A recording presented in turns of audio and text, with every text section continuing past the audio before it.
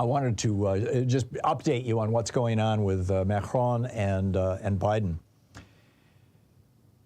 One of the core pieces of Joe Biden's Inflation Reduction Act was Buy America, was requiring the federal government, when it makes purchases, to source things from American sources first. Now, this goes back to the 1930s. The original Buy America Act was passed in the 1930s during the presidency of Franklin Delano Roosevelt.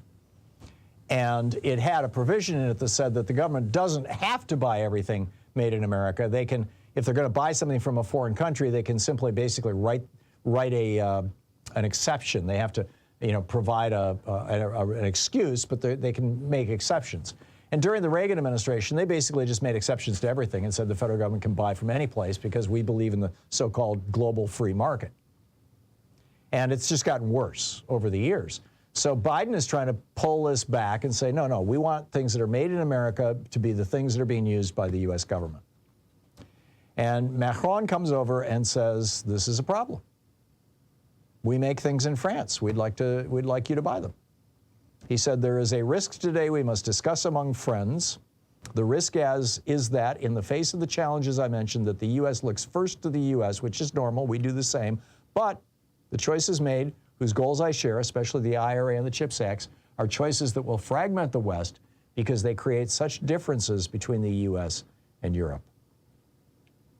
This is interesting.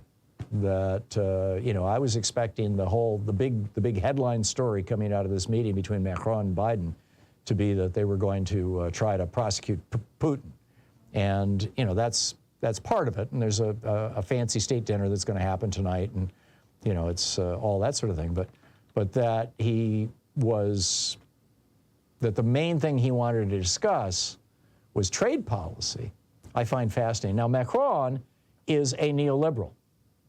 And Biden has largely repudiated neoliberalism. Neoliberalism, the idea that international free markets are a good thing, that big corporations should be able to find the cheapest labor anywhere they can in the world, that there should be no barriers to protect individual countries' businesses, that the largest multinational corporations win, and that's the way it should be. Macron believes those things. He is a neoliberal, and there's still a bunch of neoliberals left in Europe. I mean, hell, there's still a lot of neoliberals left in the United States, the entire Republican Party to begin with.